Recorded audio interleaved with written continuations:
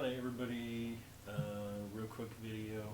Um, so we get done with disaster recovery tests, and basically I came down sick and now the wife's down sick, so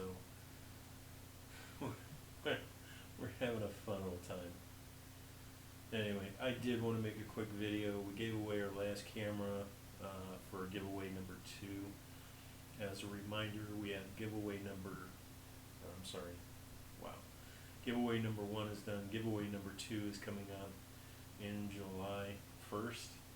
I have 4 folding medium format cameras I'll be giving away, 1 each month starting on July 1st. So anyway, beyond that, the only other thing I wanted to talk about was I recently had an attempted fraud, and this of course happens a lot, but I figured I'd go over probably the 2 most predominant ones that tend to hit photographers.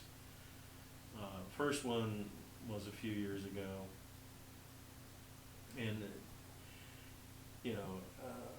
I'll start with saying what happened is I was contacted through, I think it was Wedding Wire.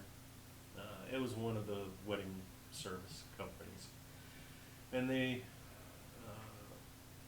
have a thing where you can, as a vendor, list on their website. Well, through that, I received a request for more information. They provided the details for a wedding that I assumed was going to happen. And these people were actually very slick. They had actually taken a real couple's wedding announcement off of Facebook and built a scam around that announcement. So when I checked to make sure things were legit, of course I contact the venue. Yes, they have, a couple by the name that was given to me. They had scheduled the venue, so everything looked good. Well, when I always request 50% up front, which is what most photographers do. When I received the check in the mail, the check, for starters, was made out to like 20 times more than what we had agreed on. Okay. Everybody knows that's a scam. But not only that, but the check was supposedly issued, and I received an email that this woman's company was going to pay for her wedding. Well, the wedding and where I was located was in Omaha, Nebraska. A check came from supposedly a company out of St. Louis, Missouri, which is possible, but the address in the St. Louis, Missouri area was non-existent. So obviously it was fraud. They were wanting me to send the overage, of course, to a different address out in Utah. So that just goes to show you, there were too many issues there. But it was very sophisticated in the fact that they did actually pick people who were also being basically scammed or having their identity stolen to be used by these scammers to try and scam vendors. So this last one, it was a scam, easily identifiable by the way the email was constructed. So again, this is somebody reaching out through a wedding vendor company, and what they did is a couple of things. So first off, one of the indications of a scam is urgency. Um, they needed a photographer to do an event in 5 days.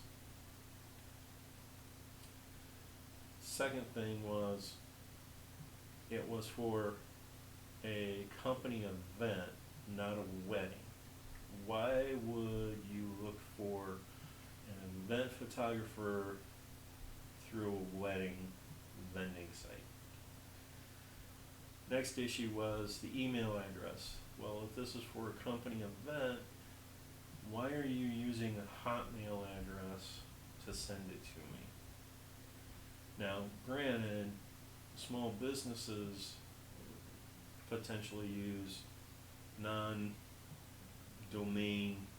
email. I do, you know, but it's one of those of, I would not reach through a wedding site going, hey, I need a corporate photographer, because they are very different.